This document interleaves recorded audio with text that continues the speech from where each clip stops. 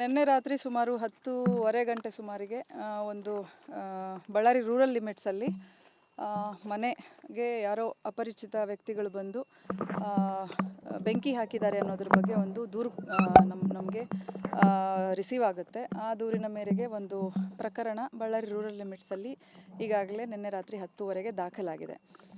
So ಆ ಪ್ರಕರಣದ ತನಿಖೆಯನ್ನು ನಾವು ಕೈಗೆತ್ತಿಕೊಂಡು ಸ್ಥಳ ಪರಿಶೀಲನೆ ಮಾಡಿ ಸೋಕೋ ಟೀಮ್ ಈಗಾಗಲೇ ಸ್ಥಳಕ್ಕೆ ನಿನ್ನೆ ರಾತ್ರಿ ಒಂದು ಪ್ರಿಲಿಮಿನರಿ ಒಂದು ಅಸೆಸ್ಮೆಂಟ್ಗೋಸ್ಕರ ಬಂದಿದ್ದು, ಈಗ ಬೆಳಗ್ಗೆ ಮತ್ತೆ SOCO team in depth analysis ಮಾಡಿ ಏನು ರಿಕ್ವೈರ್ಡ್ ನಮಗೆ ಅಲ್ಲಿ ಬರ್ತಾ ಇರುವಂಥ ಎವಿಡೆನ್ಷಿಯರಿ ವ್ಯಾಲ್ಯೂ ಇರುವಂಥ ಮಟೀರಿಯಲ್ನ ಸೀಸ್ ಮಾಡುವಂಥದ್ದು ಮಾಡ್ತಾರೆ. ಹಾಗೆ ನಾನು ಕೂಡ ಈಗ ಸ್ಥಳಕ್ಕೆ ಭೇಟಿ ಕೊಟ್ಟಿದ್ದು, ಮೇಲ್ನೋಟಕ್ಕೆ ಆ ಮನೆ ತುಂಬ ವರ್ಷಗಳಿಂದ ಒಂದು ಅಬ್ಯಾಂಡನ್ಡ್ ಪರಿಸ್ಥಿತಿಯಲ್ಲಿ ಇದೆ ಅನ್ನೋವಂಥದ್ದು ಕಂಡು ಬರ್ತಾ ಇದೆ. ಕೆಲವೊಂದೆಲ್ಲ ಗಾಜು ಪುಡಿಗಳಾಗಿರುವಂಥದ್ದು ಅಥವಾ ಕಸ ಬಿದ್ದಿರುವಂಥದ್ದು, ಮೇಲೆ ಫಸ್ಟ್ ಫ್ಲೋರು ಸೆಕೆಂಡ್ ಫ್ಲೋರಲ್ಲಿ ಇದ್ದಿದ್ದೆಲ್ಲ ನೋಡಿದ್ರೆ ತುಂಬ ವರ್ಷದಿಂದ ಇಲ್ಲಿ ಯಾರೂ ವಾಸ ಇಲ್ಲ ಅನ್ನೋವಂಥದ್ದು. ಮತ್ತು ಇಲ್ಲಿ ಯಾವುದು CCTV ಆಗಲಿ, ಯಾವುದೇ ಒಂದು ಸೇಫ್ಟಿಗೆ ಅಂಥೇಳಿ ಸೆಕ್ಯೂರಿಟಿ ಗಾರ್ಡ್ ನೇಮಕ ಮಾಡಿಕೊಂಡಿರೋದಾಗಲಿ ಯಾವುದೂ ಇಲ್ಲಿ ಕಂಡು ಬರ್ತಾ ಇಲ್ಲ. ಸೊ ಈ ಒಂದು ಏನು ಪ್ರಾಪರ್ಟಿ ಇದೆ, ತಮಗೆಲ್ಲ ತಿಳಿದಂತೆ G² ಅಂತ ಒಂದು ಲೇಔಟದು ಮಾಡೆಲ್ ಹೌಸ್. ಇಲ್ಲಿ ಯಾರೂ ವಾಸ ಇರ್ತಾ ಇಲ್ಲ. ಇದು ಒಬ್ಬರು ಎಲೆಕ್ಟೆಡ್ ರೆಪ್ರೆಸೆಂಟೇಟಿವ್ ಅವರಿಗೆ ಸಂಬಂಧಪಟ್ಟಂಥದ್ದು. ನಮಗೆ ತಿಳಿದಂತೆ ಜನಾರ್ದನ್ ರೆಡ್ಡಿ ಅವರ ಫ್ಯಾಮಿಲಿಗೆ ಸಂಬಂಧಪಟ್ಟಂಥದ್ದು ಅಂತ ದೂರಿನಲ್ಲಿ ಈಗಾಗಲೇ ತಿಳಿಸಿದ್ದಾರೆ. ಸೊ ಈ ಮನೆ ಏನಿದೆ, ಇಲ್ಲಿ ನಾವು ಈಗಾಗಲೇ ಇನ್ವೆಸ್ಟಿಗೇಷನ್ನ ಮಾಡ್ತಾ ಇದ್ದು ಒಂದಷ್ಟು ಹಂತಕ್ಕೆ ನಾವು ತಲುಪಿದ್ದೇವೆ. ಈ ನಿಟ್ಟಿನಲ್ಲಿ ಕೆಲವು ವ್ಯಕ್ತಿಗಳು ಯಾರು ನಮಗೆ ಸಸ್ಪೆಕ್ಟ್ಸ್ ಅಂತ ಇದ್ದರು, ಸುಮಾರು 8 ಜನರನ್ನ ಈಗಾಗಲೇ ನಾವು ವಶಕ್ಕೆ ಪಡೆದಿದ್ದೇವೆ. ಅದರಲ್ಲಿ 2 ವಯಸ್ಕರಿದ್ದಾರೆ, ಮೇಜರ್ಸ್ ಇದ್ದಾರೆ.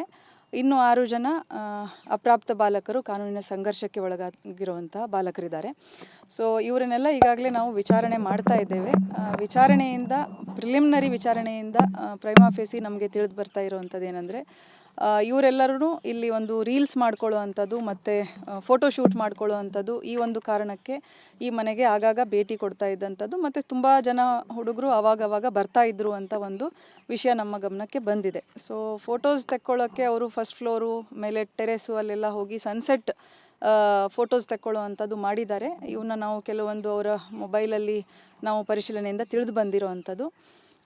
ಹಾಗೆ ಗೊತ್ತಿಲ್ಲದೆ ಅಲ್ಲಿ ನಾವು ನೋಡಿದಾಗ ಸುಮಾರು ಸಿಗರೇಟ್ ಬಡ್ಸು ಮತ್ತು ಕೆಲವೊಂದು ಬೆಂಕಿ ಪೊಟ್ಣಗಳು ಅಲ್ಲಿ ಎಲ್ಲ ಅಲ್ಲಲ್ಲೇ ಬಿದ್ದಿರೋ ಅಂಥದ್ದಿದೆ.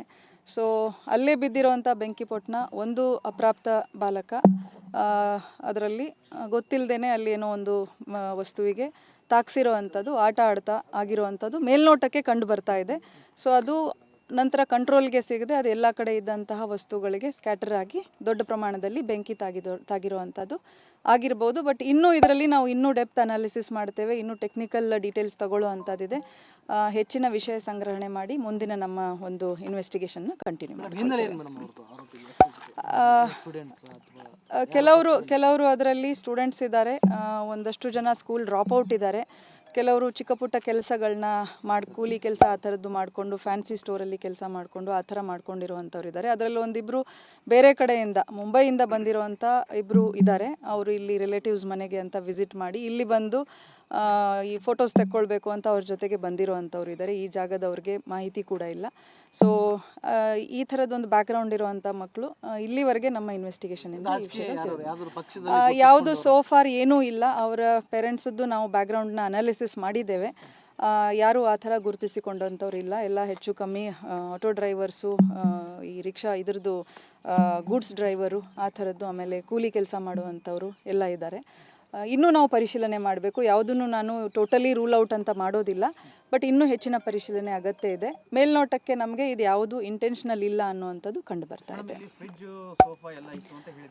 ಈಗ ಕಂಪ್ಲೇಂಟಲ್ಲಿ ಸುಮಾರು ವಿಷಯಗಳನ್ನ ತೊಗೊಂಡು ಬಂದಿದ್ದಾರೆ, ಬಟ್ ಮೇಲ್ನೋಟಕ್ಕೆ ಅಲ್ಲಿ ಯಾವುದೂ ವಸ್ತುಗಳು ಇರುವಂಥದ್ದು ಕಾಣಲ್ಲ. ಈ ಹಿಂದೆ ಮೋಸ್ಟ್ಲಿ ಮನೆ ಅದನ್ನು ತುಂಬ ಜನ ಬಂದು ವಿಸಿಟ್ ಮಾಡಿ, ಫುಟ್ಫಾಲ್ ತುಂಬ ಇದೆ ಅಲ್ಲಿ, ಬಂದು ಏನಾದರೂ ವಸ್ತುಗಳನ್ನ ತಗೊಂಡು ಹೋಗಿರೋವಂಥ ಸಾಧ್ಯತೆಗಳಿದೆ. ಯಾರಿಗೆ ಕೈಗೆ ಬರುತ್ತೆ ಅವರೆಲ್ಲ ತಗೊಂಡು ಹೋಗಿರೋವಂಥ ಸಾಧ್ಯತೆಗಳಿದೆ.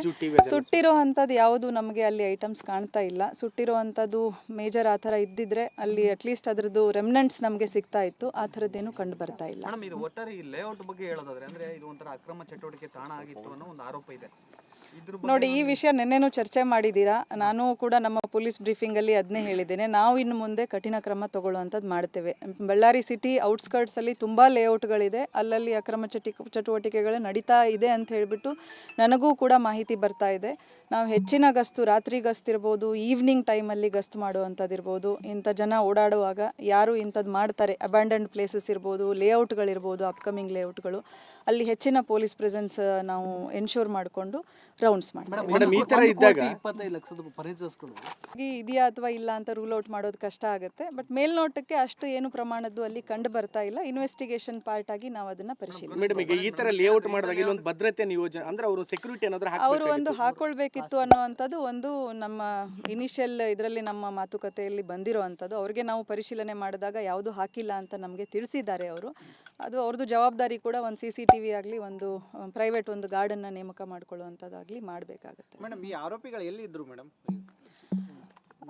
ಈಗ ನಮಗೆ ನಮ್ಮ ತಂಡಗಳು ಏನಿತ್ತು, ಇದು ಇನಿಷಿಯಲ್ ನಮಗೆ ಈ ಥರ ರಿಪೋರ್ಟ್ ಆದ ತಕ್ಷಣ ತುಂಬ ಬಳ್ಳಾರಿ ರೂರಲ್ ಸ್ಟೇಷನ್ ಆಗಲಿ ಮತ್ತು ಸೂಪರ್ವೈಸರಿ ಆಫೀಸರ್ಸ್ ಆಗಲಿ ತುಂಬ ಪ್ರೋಆ್ಯಕ್ಟಿವ್ ಆಗಿ ಕೆಲಸ ಮಾಡಿದ್ದಾರೆ. ನಮ್ಮ ಕ್ರೈಮ್ ಟೀಮ್ ಇರ್ಬೋದು, SB ಇರ್ಬೋದು, ಪೊಲೀಸ್ ಆಫೀಸರ್ಸ್ ಇರ್ಬೋದು, with the supervision of additional SP, DSP ಎಲ್ಲನೂ ತುಂಬ ಆ್ಯಕ್ಟಿವ್ ಆಗಿ ಕೆಲಸ ಮಾಡಿ ಆ ಹುಡುಗರನ್ನ ಇಮಿಡಿಯೇಟಾಗಿ ಪತ್ತೆ ಮಾಡಿರುವಂಥದ್ದು. ಯಾಕಂದರೆ ಕೆಲವೊಂದು ಫೋಟೋಸ್ ನಮಗೆ ಸಸ್ಪೆಕ್ಟ್ ಅಂತ ಆ ಮೂಮೆಂಟಲ್ಲಿ ಸಿಕ್ಕಿರುವಂಥದ್ದಿತ್ತು. ಆ ನಿಟ್ಟಿನಲ್ಲಿ ಪರಿಶೀಲನೆ ಮಾಡಿದಾಗ ನಮಗೆ ಹುಡುಗರು ಎಲ್ಲಿದ್ದಾರೆ ಅನ್ನುವಂಥದ್ದು ಪತ್ತೆ ಒಂದು ರಿಮಾರ್ಕ್ ಥರ ಮೆನ್ಷನ್ ಮಾಡಿದ್ದಾರೆ ಅಷ್ಟೇ, ಈ ಥರ ಇತ್ತು ಅಂಥೇಳಿ. ಅವರೇ ಮಾಡಿರುವಂಥದ್ದು ಅಂಥೇಳಿ ಎಲ್ಲೂ ದೂರಿನಲ್ಲಿ ದಾಖಲಾಗಿಲ್ಲ. Thank you. ದೂರಲ್ಲಿ ಅಪರಿಚಿತರು ಅಂತಾನೆ ಇದೆ, ಅದು ಕೆಳಗಡೆ ಒಂದು ರಿಮಾರ್ಕ್ ತರ ಕೊಟ್ಟಿದ್ದಾರೆ. ಈ ತರ ಹೇಳಿಕೆ ಕೊಟ್ಟಿದ್ರು, ಅದನ್ನು ಪರಿಶೀಲಿಸಿ ಅಂತ ಹೇಳಿಕೆ ಮೇಡಮ್, ಈ ಹಿಂದೆ ನಡೆದ ಗಲಭೆಯಲ್ಲಿ ಓರ್ವ ಯುವಕ ಭಾಗಿಯಾಗಿದ್ದ, ಸೊ ಆತನ ಇಲ್ಲಿಗೆ ಬಂದು ಬೆಂಕಿ ಹಚ್ಚಿದ ಅಂತ ಹೇಳಿ ಅದೇ ಫೋಟೋ ಆ ಥರದ್ದೇನು ಕಂಡು ಬಂದಿಲ್ಲ ನಮಗೆ. ಅದು ಬಟ್ ಅವ್ರದ್ದು ಬ್ಯಾಕ್ ಗ್ರೌಂಡ್ ಇನ್ನೂ ಏನಿದೆ, ನಾವು ಈಗ ಹೇಳಿದ್ನಲ್ಲ, ಟೆಕ್ನಿಕಲ್ ಅನಾಲಿಸಿಸ್ ನಡೀತಾ ಇದೆ. ಸುಮಾರು ವಿಷಯಗಳನ್ನ ನಾವು ಇನ್ನೂ ಪರಿಶೀಲನೆ ಮಾಡಬೇಕಾಗುತ್ತೆ. ಅವ್ರ ಬ್ಯಾಕ್ ಗ್ರೌಂಡ್ ಏನಿದೆ ಅನ್ನುವಂಥದ್ದು ಪರಿಶೀಲನೆ ಮಾಡಬೇಕು. ಅದು ಇನ್ವೆಸ್ಟಿಗೇಷನ್ ಅಲ್ಲಿ ಹಂತ ಹಂತವಾಗಿ ಗೊತ್ತಾಗುತ್ತೆ. Thank you madam.